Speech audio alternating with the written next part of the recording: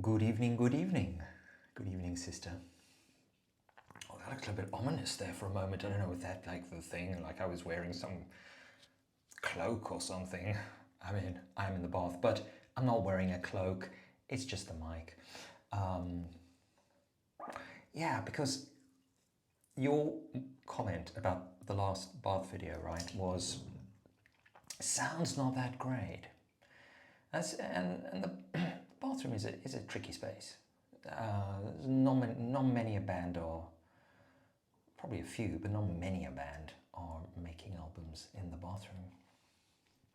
Because the acoustics are just... So you're obviously going to need something pretty close, going to be very closely mic'd. But as you're in the bath, you don't want to be necessarily fandangled up. You want something very simple. Almost like a kind of Aboriginal neck amulet, made indeed by an Australian firm, but I do not think there is data out there for how many Aboriginal Australians work for that firm.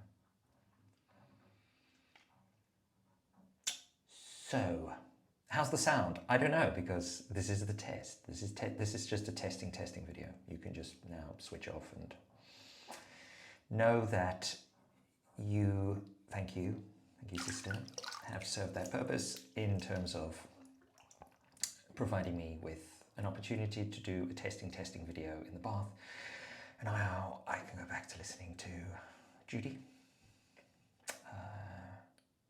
Judee and Jordan. In fact, there's lots of J's going on this evening in my parts.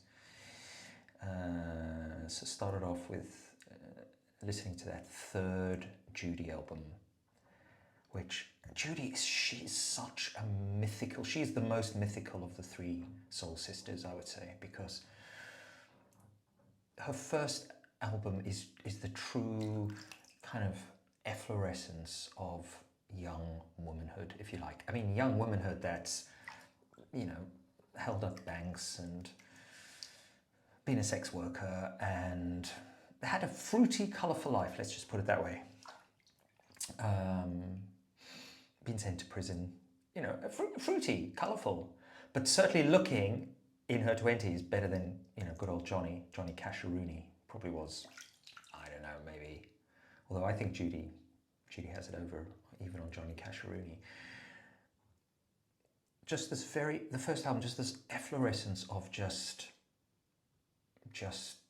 I don't know, it's like that first great Beyonce album or something. It's just like here I am, bitches, eat my pussy or something, right? And then the second album is, okay, she's now like a young woman, right? She's in well, I mean, this is all compressed in her life because she, you know, died quite young. But the second album is archetypally this sort of really gathering her full potential. And then the third album is this quite joyful. I mean, the third album was released posthumously and was kind of an unfinished work. It's this very joyful, it's like she's moving from her Enneagram 4-8 kind of awful death clamp personality styles like that. She's moving more into like a 7-5 vibe, something like that. That's much nicer. That's much nicer. That's more like this. 4-8, and 5-7 are like this. Yeah, that's where she was going, and then the heroin overtook her, unfortunately, or she overtook the heroin, and thus became the heroine, capital T, capital H, who we will be worshipping until we die.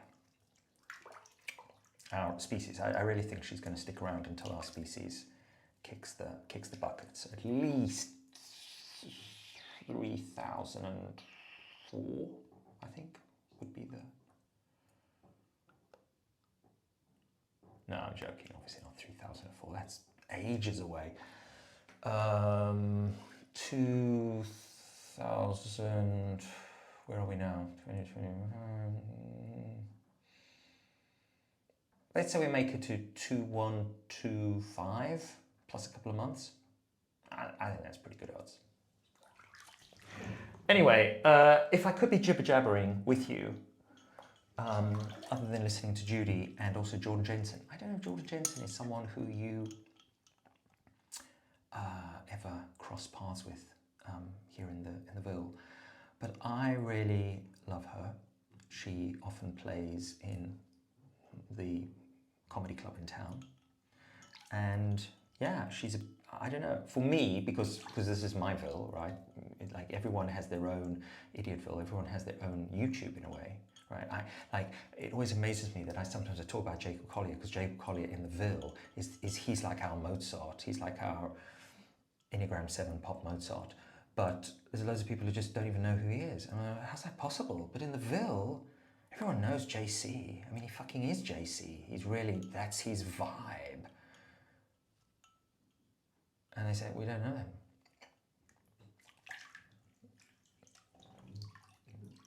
Everyone has their own Ville. And maybe we don't even have a shared Ville, which is why it all feels so disjointed and scary. But that's why I wondered when I was going to ask you about Jordan, if, I don't know, if you ever bump into her in the Ville, because she's always around. She's always around in my Ville, but she might not be in yours, even though you spend as much time in the Ville as I do. Strange. Okay, so that was just the warm-up. Forgive me, 6, 4, 6, 7, 8, 9, 10. So I'm doing like the tennis player stretch. That was like McEnroe, just like batting a few balls around, because he's like, now I'm going for fucking jugular.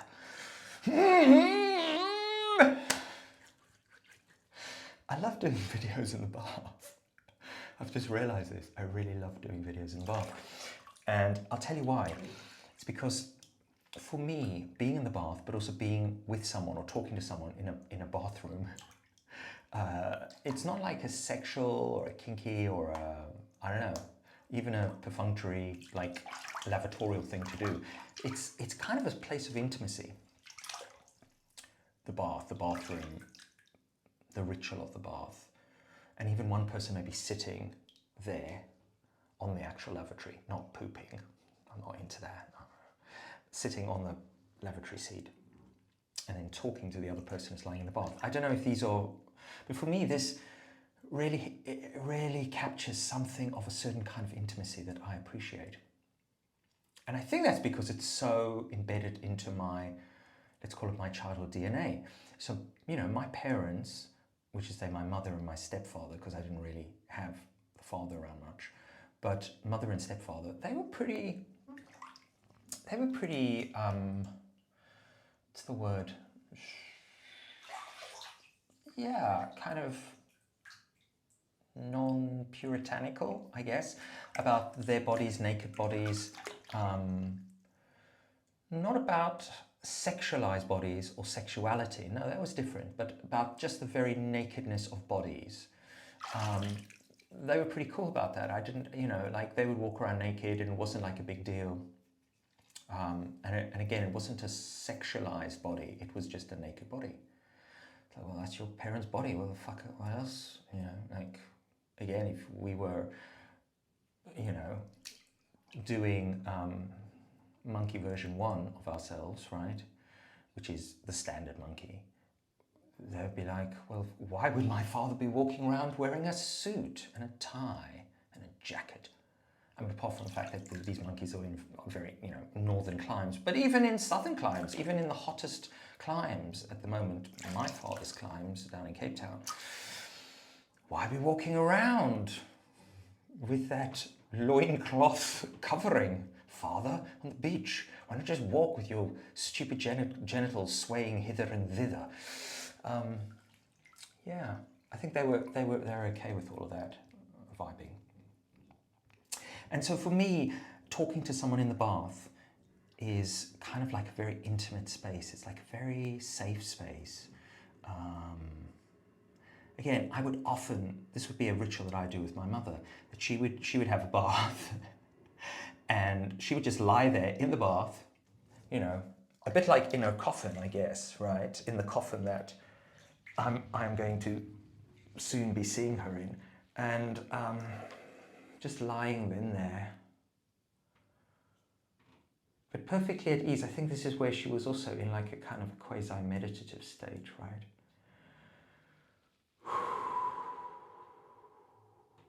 And then I'd just be sitting over there, and then I could just sort of talk. And I knew I'd be really heard in this magical cubicle, in this magical space where no one else could enter into it. Because already, like, one was already too much. No, one was already enough, and two was like, something weird going on here. 8-year-old, 9-year-old boy, 10-year-old boy, 11-year-old boy, 25-year-old boy. No. It did stop, because again, whatever was puritanical in us, okay, which is maybe, I don't know, I don't think it's in our ape stuff, was like, oh no, you can't be sitting looking at your mother's naked body at the age of 12, whatever. So either I felt weird about doing it. I think I must have felt weird about doing it, yeah. Even though, look at the breasts on me now. So yeah, it's a space for intimacy, which is why I'm going to return to Jordan Jensen, because she's having this very, I guess, intimate kind of conversation with nobody, which she also, in a very sort of meta way, acknowledges to begin with. She's like, oh, well, my fans. She doesn't speak like that. Why am I making her sound like that? Because I love her. She doesn't speak like that. That would be like some dickhead. But anyway, she's like, yeah, my fans say they like me just talking just to the camera and not talking to people. And it's like, but what is stand-up comedy? Is it really talking to people? Or is it just talking to some camera? Like the camera taking me in, and now they're going to go, ooh, funny, you're okay, you're good, we love you. Or they're going to go, silence, nothing. No. Ding ding ding ding ding ding ding ding ding ding ding ding ding ding ding ding ding ding ding. No, likey. Right. Yeah, so that was Jordan. Okay, cut to the quick, Steve. Cut to the quick very slowly. So I thought, okay, what can I actually communicate to sister that will be of any value other than my idiocy, which maybe is in and of itself, right? I don't know. But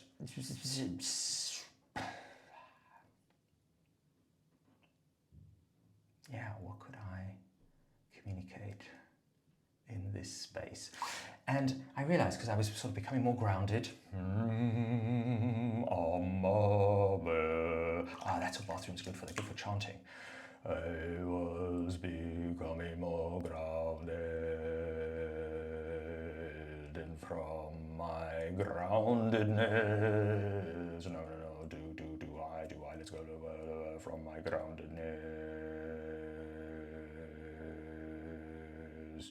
I had an insight, very deep inside, into something very true and very real in my being.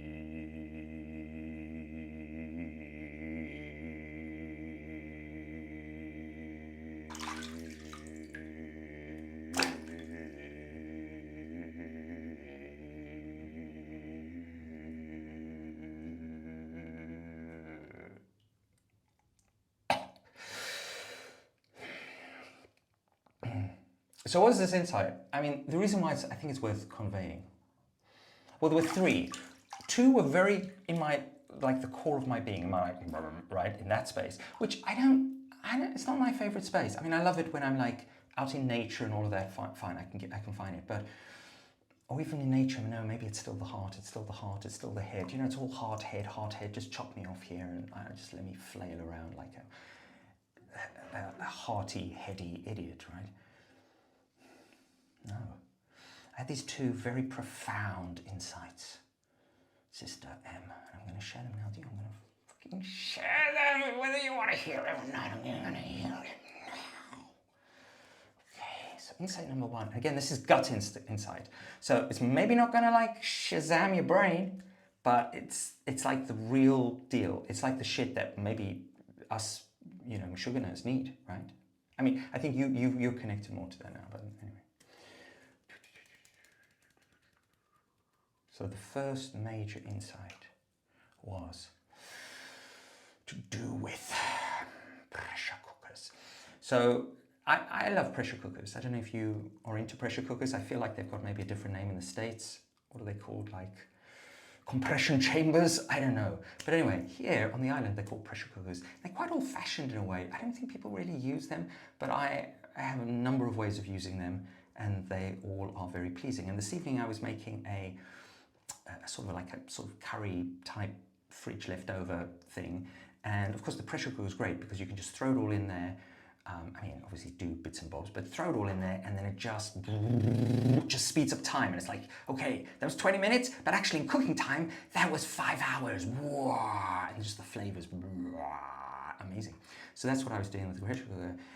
But the one downside of living with a pressure cooker, right? Imagine I'm talking about my wife here or something. One downside of living with a pressure cooker, nudge, nudge, wink, wink, aroo, is that, well, there's some downsides. They're amazing, but like, for example, all the steam that comes up, all the steam, and I don't have one of those expensive extractor fan thingies, so all the steam that comes up, it gets trapped in the kitchen, and so there's a bit of mold growing on the ceiling, and you know, I keep on like opening the windows to try and get the steam out, or I'm like holding it up like this, like sort of get the steam out there, the window steam will go there, but it's all just chaos. But then I suddenly realized, oh, hang on a second, hang on. And again, it wasn't something I was thinking about, it just came upon me like a gift from some intelligence, right? Some embodied intelligence said, why don't you just take it outside and then release the valve and then just let it vroom to the sky forever. You're happy, it's happy, win-win. I told you these were going to be worth sticking around for. Yeah, that was only number one. I know, mind-blowing. And then what was number two? I did save these up to share in this intimate space. Yes. So the reason why it's so late as well is because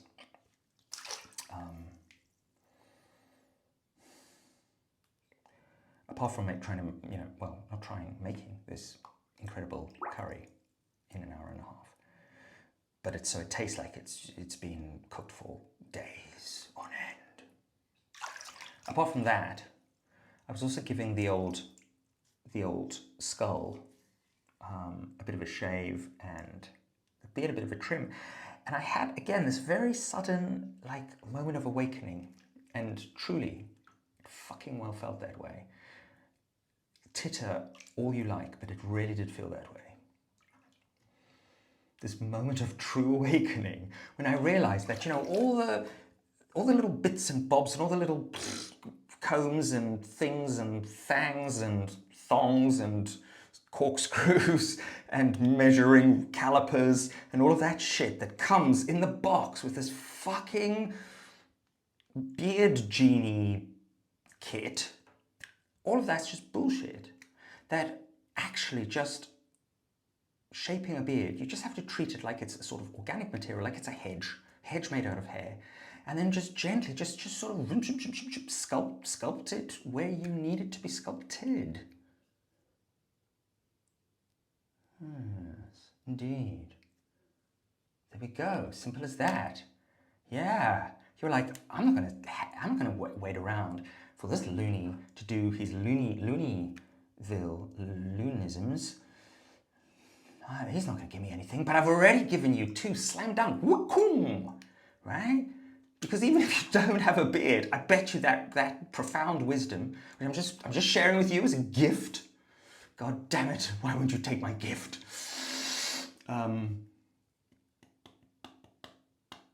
Yeah, that's now yours. Because that's the thing. Once you then just take this freaking thing, just the thing with like a single blade, and then you just hit play, play being, you know, everything's play, right? You hit bzzz, and off you go. You don't actually need all the other calipers and blah, blah, blahs. You just need to look at where the fucking thing is and bring her into land. I mean, I don't know. So there we go. Whew, I am really knocking it out of the park this evening. I tell you, sister, I'm knocking it out of the park in terms of the life skills.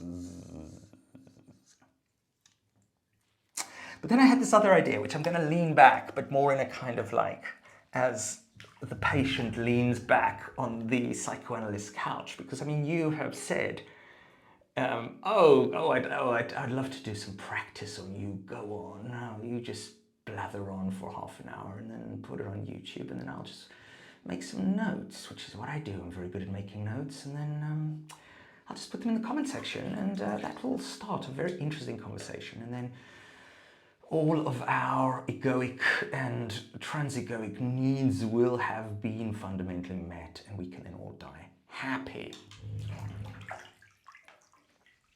So okay, here we go. So here's the first session, right? So I'm telling you about a fantasy, but it's also a fantasy, unfortunately, because I can put it into action straight away. It might truly be a reality like now.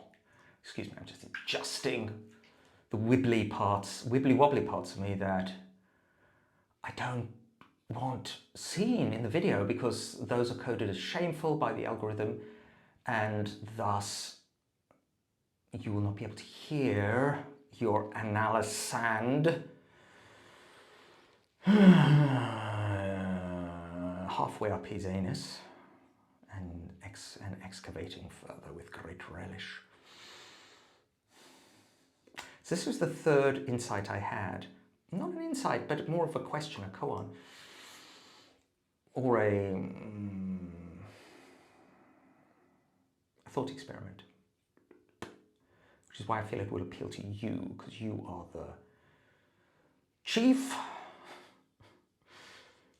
and well, you're just the queen, king and queen of thought experiments. So it's all amazing there, right?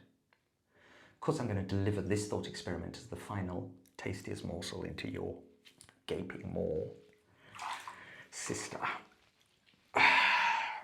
So this is the thought experiment. The thought experiment is clearly this kind of detached, not truly atemporal, aphysical communication. It's not really making us feel good. It seems like, you know, we are all just going a little bit loopy. Some of us with great self-awareness, and thus a form of enlightenment enough to build a cult around, let's put it that way, and have a very impressive, like Osho-like beard or something. But forget those people, just forget them, but keep it in the back of your mind,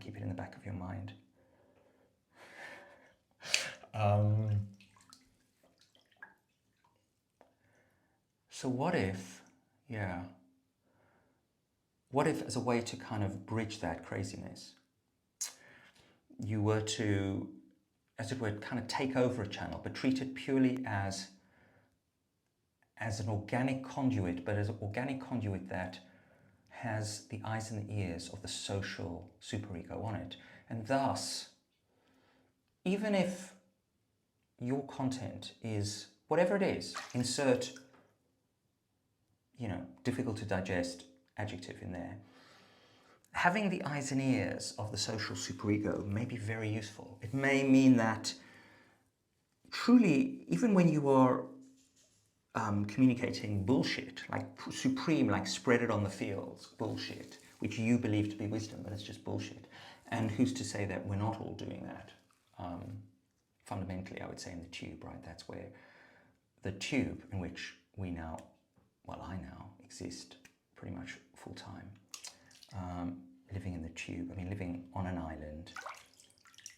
So living in the tube on an island in Idiotville.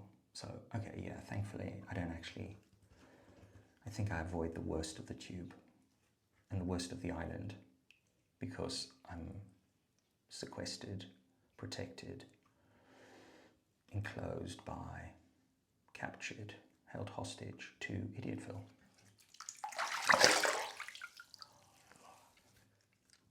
But what if, okay, here's the thought experiment. What if from now on, some random idiot, I mean, it could be me, it could be you, but it's probably more likely to be me, I guess, because I would do something like that. Some random idiot was to sort of like decide, okay, apart from to my clients, but even then, that would be interesting to see what, like, who is that person speaking? Like, let's get the eyes of God on that person. Who is that person speaking? If you send a little video note, but make everything video note. Make everything video note. Yeah, even clients, make everything video note. Make everything video note. MEV. No, it does not create a very satisfying acronym, unfortunately. But maybe if you can come up with something that's also a bit more, make everything. Well, it's kind of me video notes. I guess it is. Yeah, make everything video notes. Okay. So that would be the thought experiment. With the hypothesis that the communications made at all levels, right? This would be made with one's soul sisters like you, one's actual brothers, sisters, because in a way, I think it's harder to hide. It's harder to hide actually how you're feeling about a person when you, the embodied you, is sitting in a bath, particularly sitting in a bath and talking to another embodied you, and you're embodied. I mean, you're not embodied to me. You're about as embodied as that image on the screen in front of me is, but my non-embodied message is meeting your embodiment, but it's, yeah, it has its failures. It has its problems. I feel like the ability to interact with loved ones through virtual means, through very, very virtual means, has maybe not served me as well as I thought it would or was doing. But at the same time, I'm not an extrovert, so I need to still have a way of communicating, connecting without necessarily having to go and sit on a tube for an hour and a half. Just so I can have a cup of coffee with someone on my wavelength. And nor do I want to go and pay a therapist to have that either, because I think that's by and large what therapists are for, and hallelujah for them. But what if I were to do that? I don't know. It's an interesting thought experiment. I'm going to think more.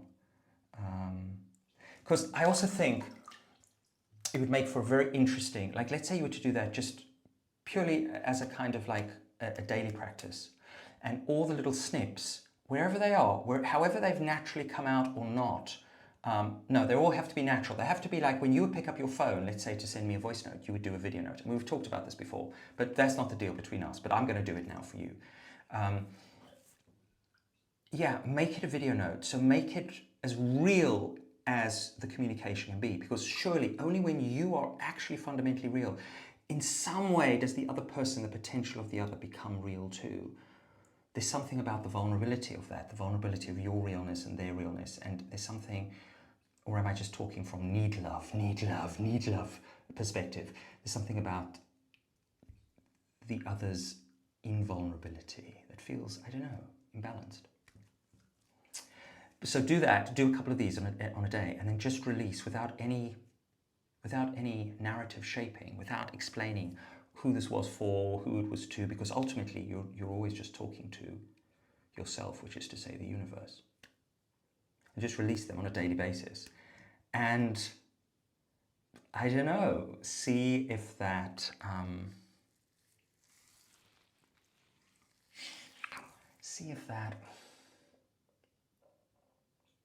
helps me to understand us weird human animals a bit more, including myself.